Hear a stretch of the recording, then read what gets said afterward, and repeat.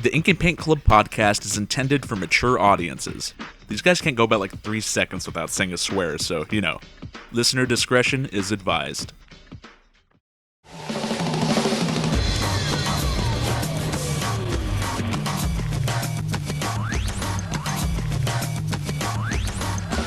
You're listening to the Ink and Paint Club podcast, your weekly home for animation reviews and discussions.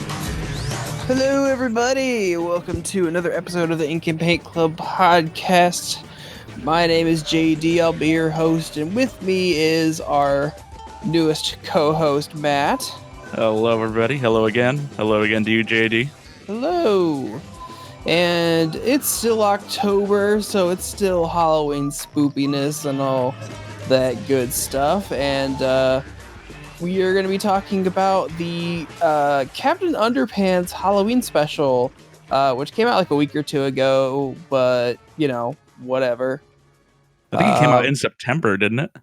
No, it came out like on, I want to say like the 8th or something. I don't know. Okay. It was I don't know. It was a week or two ago. Sure. But, yeah, we're gonna be talking about Captain Underpants Hack-A-Ween, or the heartbreaking havoc of the haunting Hack-A-Ween, as the episode like calls itself in the actual thing. So this is just a Halloween special for the Captain Underpants Netflix series, which we did a review of the first season back when it came out. I mean, I like this show, obviously, because I've got a weird nostalgia boner for it. Just because Captain Underpants and, the works of Dave Pilkey are, a big influence on me. So when they said, they were like, oh, hey, we made a movie and now DreamWorks is, doing what they always do with all their movies nowadays and making a Netflix show, I was actually kind of on board for it. And, from what I remember, I really liked the first season, and then I started watching the second season, kind of got distracted. So it wasn't until like within the last month, I think mostly because I heard the Halloween special was coming out, that I decided to finally get caught up on the rest of season 2 and get through season 3. So I was all caught up by then. Have you watched this show before we doing this review? No, you know what? I'd been meaning to, like right around when they, because I watched the movie when it came out, and I was a really big fan of that. Like, but back up a little bit. I was a really big fan of Captain Underpants as a kid too. It sounds like you're a way bigger fan of it than I was, but no, I mean, I enjoyed it a great deal. Like when I read it, it was around the time when what was it called? The Perilous Plot of Professor Poopy Pants came out. The fourth one. The fourth one. Yeah, that was the newest one at the time. So I remember reading the first 4, maybe 5 books, and then like I had the activity book that they released around that time too. The thing was crunchy book of fun. That's what it was. Yeah. And it's funny because like I had that book before I had any of the actual books. And so growing up, like from preschool up through 5th grade, I had gone to very like private like Christian schools who are like very, very adamant about like banning stuff. Right. So that was like right around. So this was probably like around 2000, like 2001. I had that activity book, and there's a bit in there where you take like your first initials or your name and blah blah blah, and it like makes your Captain Underpants name. And right. I remember there was one girl that came up to us that wanted me to read their name or whatever, and her name, part of it translated to the word sniffer, and they misheard that as stripper and told a teacher, and then I accidentally got Captain Underpants banned from our school. Way to go. Yeah. So that's my Captain Underpants story. That's funny. But yeah, so the movie came out, and I was a really big fan of it. I really liked it. I haven't watched it since it came out. I've been meaning to rewatch it. But then, the show also, like when that came out, I'd been meaning to watch it. But then by the time I thought about it again, when you were mentioning that the Halloween special is coming out. You're gonna do an episode about it. I went to go check, and yeah, there's like freaking 3 seasons already. Like, when did those come out? DreamWorks has got this thing. They like just they upload all this stuff. Like, it's crazy how much content they're putting out. And I mean, these are like half-hour episodes too. There's like 12 episodes per season. Yeah, it's like 12 or 13 episodes a season, and they drop like at least 2 a year, if not more. Yeah, that's crazy. Like, they did Voltron, and obviously, you know, Voltron's like in its 50th season or something, isn't it? Well, I mean, Voltron ended, but after like 8 seasons, but it had like 8 seasons within like 2.5 years. So I guess when you don't have the limitations of television where you're only doing 1 episode per week, I guess you could just drop them all like that. Maybe it just seems like a lot because we're not. Well, I mean, in this environment, we are used to stuff dropping all at once. But I don't know, when it comes to like kids cartoons and stuff, it still is like a little bizarre. It is a little strange having like it's like I could just marathon an entire season of Captain Underpants in a day, just because it came out. Yeah. But yeah, it is weird, like thinking on it, like, yeah, there's 3 seasons, and there's even a joke at the end of it where they're like, yeah, this will probably be the end of it, and then there's like a banner in the sky saying more Captain Underpants coming soon. It's like, oh good, we're gonna overstay our welcome. Yeah, so yeah, I hadn't seen any of this show, but I did watch the special. So okay. I feel like the special is a good sort of like representation of what the rest of the show is. So okay. Yeah, because I was thinking about that watching it, and I was thinking about it. It's like, if someone, you know, like you, who had never seen the show before, this show, the special is pretty standalone. There's nothing really, because each season kind of has its own like through plot. Does it? Oh wow. Kind of like the first season was kind of like a monster of the week kind of thing, and then the second season had like an overarching plot where like Melvin from the future comes back and takes over the school, and there's like a whole bunch of that. The third season is takes place entirely at summer camp. Oh, that's fun. So there's a lot of a through plot, but this doesn't like really harken back to any of those episodes. It doesn't have any really ties to any of the rest of the show. So if someone is like even tangentially related, you know, interested in the show, and don't want to really take the want to really sit down and like go through a whole season, this special is only like 45 minutes long, and it's a good taste. It's a good tester. Like, yeah, if you can make it through this and you enjoyed it, then you might enjoy watching 3 seasons worth of it. Exactly. Right. Yeah. So basically, the main conceit of this episode is that it's Halloween time, and George and Harold are getting ready for Halloween. But all the years previous, they've kind of like messed with the main antagonist, Melvin, who's this little nerdy kid. And he's decided this year he's going to team up with Mr. Crumb, who is obviously the mean principal, and they're going to get Halloween outlawed. And so they are successful, and so Jordan and Harold have to figure out a way to kind of get around it. So they invent Hack-A-Ween, and basically just make like a knockoff of Halloween to get legally get around it. And like it's legal underneath the law said it was legal. Every time they're like saying is like I thought Halloween was illegal. It's, no, this is the legally different version of it. They keep like going back to it like a lawyer. Yeah. No, but they're all a bunch of like plumbers and mechanics and stuff. Yeah, it's just like they're lawyers and their time off. Yeah. So one of the big things I kind of noticed about this is there. And granted, I watched this like a week and a half ago. There wasn't really a big like overarching like big monster. I mean, because in every episode of pretty much every episode of the show, someone gets turned into a big monster, or you know, a monster is created or something. Mm-hmm. So it's kind of like a monster of the week kind of deal like that. Other than like the Halloween decorations coming to life, there really isn't any kind of like big monster antagonist. It's mostly just Melvin and Mr. Crumb being assholes. Yeah. So, but I seem to remember the books being pretty much that for the main point of it. Yeah, and yes, it's actually kind of funny. I don't know if I ever talked about this on the show, but a couple weeks ago, Dave Pilkey he was in town, and I was able to go and meet him, which is really nice because I this is probably embarrassing, but I emailed Scholastic in like 2014 asking him like, hey, how do I send a letter to him, because because obviously he was a big inspiration of mine, and I just wanted to like send him something like, hey, I really enjoyed your stuff as a kid, it really influenced me to become an artist and all that, just like that kind of stuff. And I never actually got around to writing that letter because it's like I never knew what I wanted to write. But he was in town here a couple weeks ago, and I was able to go meet him, and even if it was for like 20 seconds, I was able to tell him everything I wanted to tell him. So that was kind of nice. But you're like the only adult there too, weren't you? My wife and I were the only adults there without children.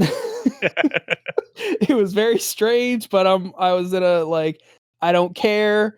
This is probably a once in a lifetime opportunity, and I'm going for it. So I did. And you did. And he was very nice. But after that, I decided they're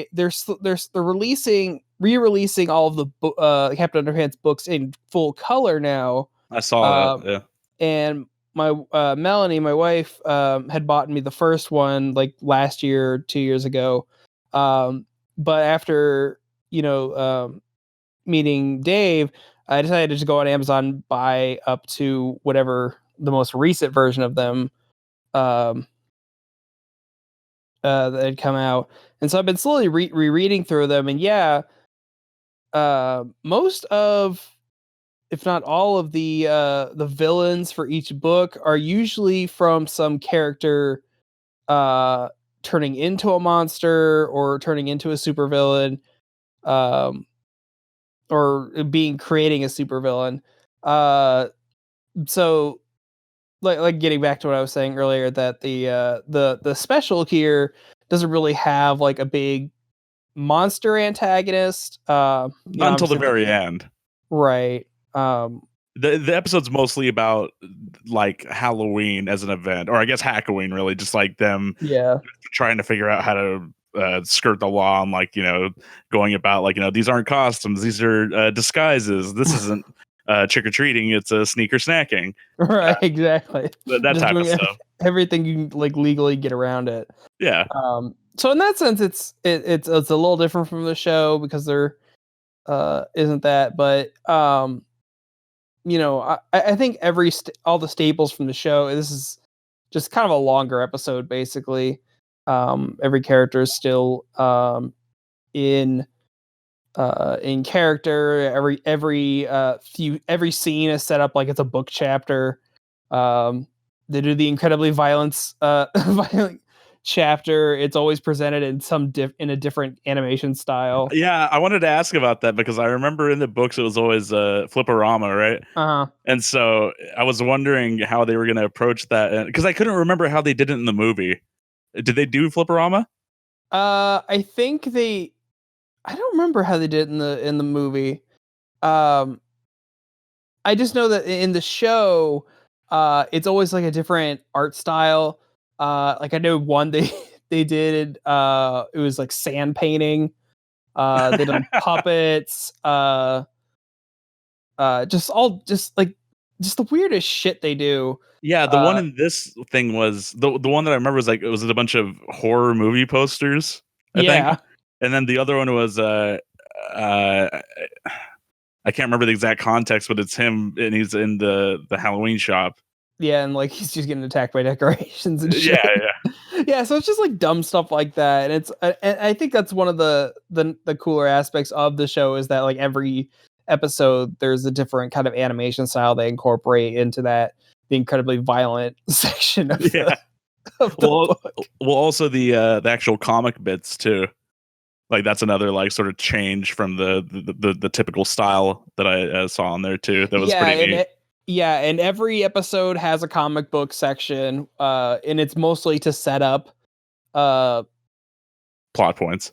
it's mostly just set up who the bad guy of the show is going to be, because like that's kind of how the books were. They'd write a comic book. The person who eventually turns into a supervillain finds that comic book and basically gets inspired by that supervillain. Yeah, but and it's weird because like sometimes the comic books are just like weird prophetic kind of things where the villain doesn't exactly find the comic book, but it just like somehow weirdly foreshadows what's going to be happening. Yeah. So that's always happened, and I like that they have Sean Astin just doing like this nasally, like sped up version of trying to read the comic like he's some like annoying little kid.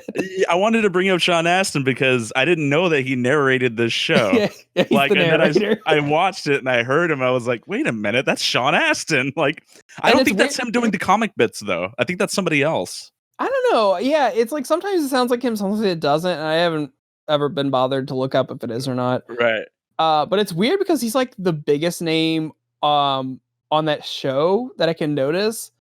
Yeah, because I looked at. I'm not sure how regular some of these characters in the special were, but like I know the mayor is voiced by Kerry Walgren. The janitor is voiced by Clancy Brown. Yeah. Kevin Michael Richardson's in there because of course he is. He's in everything. Yeah. The janitor shows up periodically. I've only seen them. This is like the second the second time the mayor's shown up.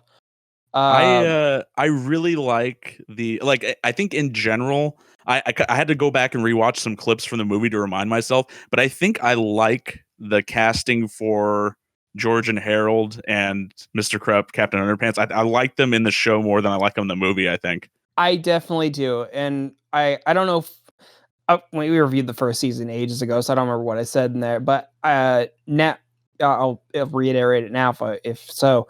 But I do like that George and Harold actually voiced by actual kids. Yeah, it's a better fit than Kevin Hart and Thomas Middleditch. Well, I mean, they were fine in that role. Like, I get it. They were cast because they needed like names to put on. Well, Kevin Hart at least, and Ed Helms for Captain Underpants. They needed names to put on the poster. They cast them, and they were. I mean, they were good. Ed Helms was definitely the best part of that. Well, yeah, and then I think Ed Helms as Principal Krupp was fine. I think he did a good job. There's definitely a better divide in I think his name's Nate Faxon. His performance of both of those characters is a lot more varied, I think. Also, because I was listening to him and I hadn't heard him in anything else before. I was trying to remember what the hell else I heard him on, and I looked it up, and he plays Elfo on Disenchantment. The guy who plays Captain Underpants does? Yes, yeah. Oh. If you go and you listen to him, like you'll hear it. Like I was like on the tip of my tongue. Yeah. I'm not gonna be able to hear that now. Another fun fact about him: did you know he has an Academy Award? I did not. Not for voice acting or anything. He has an Academy Award for co-writing the adapted screenplay for a movie called Descendants with like George Clooney, I think it was. Oh yeah. Okay. Yeah. Because I remember because Jim Rash, who does a lot of voice acting now, and he was on Community. He's one of the reoccurring characters on the new DuckTales. I thought it was weird because he also won the Academy Award for that screenplay, and it was weird seeing him like accepting the award at the Oscars. Like, that guy's on Community. It kind of reminded me of there is a bit in Old Robot Chicken where there was some like awful bit that they were doing, and then like something flashed on the screen that was like Emmy Award winning, but like in parentheses it was not for the writing. Like, yeah, for the like not necessarily in that capacity, but it flashed in my mind when I read about it. Like, it's just kind of funny. So yeah, this Halloween special is, I'm not gonna say it's gonna be like in my Halloween rotation from year to year. It's a fun little double length episode, and after wrapping finally getting through catching up where the last season left off, and then having like maybe a week or two gap between that and when this special came out, it was nice being like, oh, okay, cool, now I get more of this. I don't know when season 4 is supposed to be done, but I could see them doing a Christmas special too. That's typically the route that all the Netflix shows take, because they'll just do the specials for a bit too. Yeah, I'm actually kind of surprised they haven't done one yet. I haven't heard anything about them doing a Christmas special this year. If they keep going with this show, which I hope they do, because I do like it. I could definitely see them doing one at some point. Yeah. But I think if you're already a fan of the show, you probably already watched it, honestly, because Netflix probably told you. But so you were so since this was the first time you've seen it, would you recommend like this being okay to watch, even though you haven't watched the rest of the show?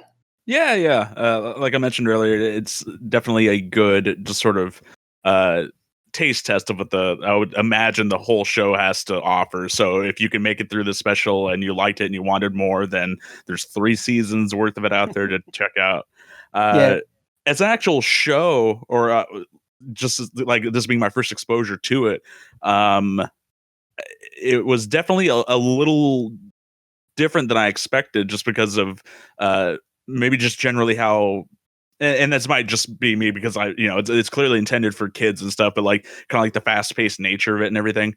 Like cartoons that came out like when we were kids weren't necessarily, well, not all of them like were necessarily this fast paced. So like once you're kind of used to like what type of show it is in that regard, like, and you adjust to it, then it's like, oh, okay, you can keep up with it, like with all the, and like, they're not exactly cutaway gags they do either, kind of like Family Guy, but like they have like a lot of like they switch to like a scene for like split second, like for a joke or something.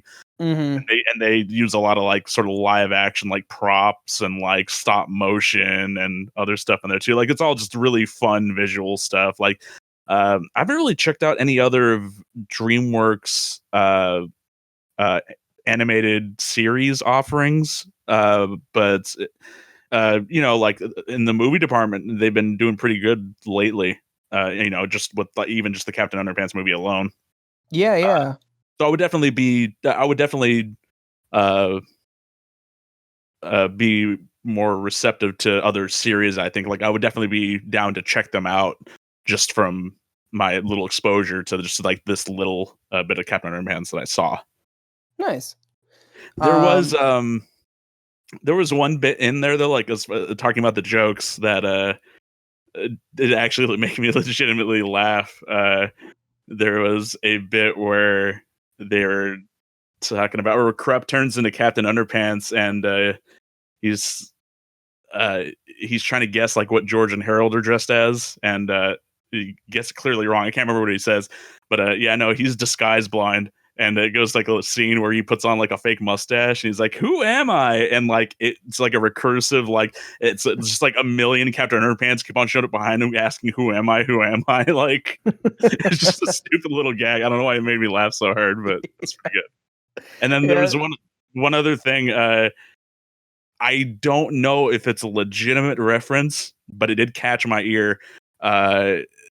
The bit where they actually go to Melvin's house and they invite him out to sneaker snack, and he's like, "Oh, I wish you would have told me this like 38 minutes ago." And I had a bit of a flashback to. Are you familiar with Watchmen at all? Yeah. There's the bit at like the comic, or I guess it's in the movie too. Either way, and near the end of Watchmen, where Ozymandias is saying like, "I executed my plan 35 minutes ago." Yeah. It reminded me of that, and I'm like, "Is that a reference?" I could it's too close. Yeah, I didn't know if that was like a direct reference, but I totally caught that. I'm like, that's funny. Okay. Yeah, I don't know that a lot of people would, but I guess there's a bit of a cross bit there if you're a fan of Alan Moore and Dave Pilkey. Right. You know how how broad that audience is. Yeah, there you go. So yeah, guys, there you go. Another Halloween review in the bucket there.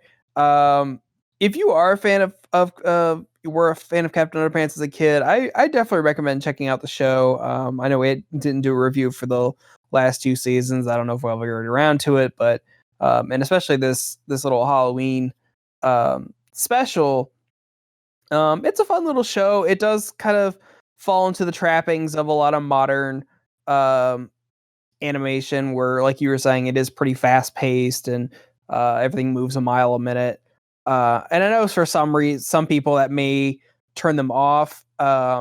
Sometimes I wonder if the only reason I enjoy this is because I have strange nostalgia for it.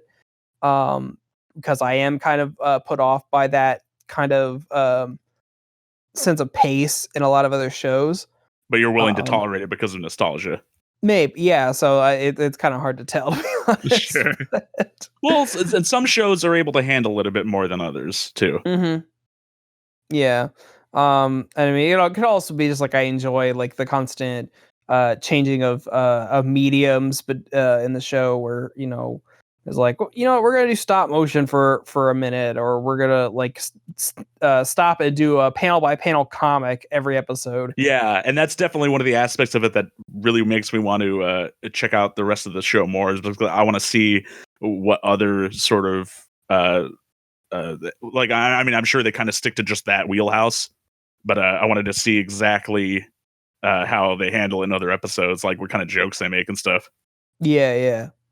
So yeah, thanks everybody for listening, and we'll be back again next week for one more Halloween-esque episode, and I'm sure Kyle will be back, and we forgot to mention Kyle wasn't here this week because I think he said he was having internet issues, so hopefully Kyle will be back next week. It'll be the three of us again. But Matt, thank you for being here today. Thank you. Yeah, and thank you everyone out there for listening to this episode. And like I said, again, we'll be back again next week with something else spooky, so stay tuned for that. But until then, we'll see y'all later. Tra-la-la! Thanks for listening to the Ink and Paint Club podcast. Be sure to follow us on Facebook and Twitter to keep up with the show. Join our Discord to chat with us, and subscribe to our Patreon for some cool bonuses. Links are in the description. We'll see you next time.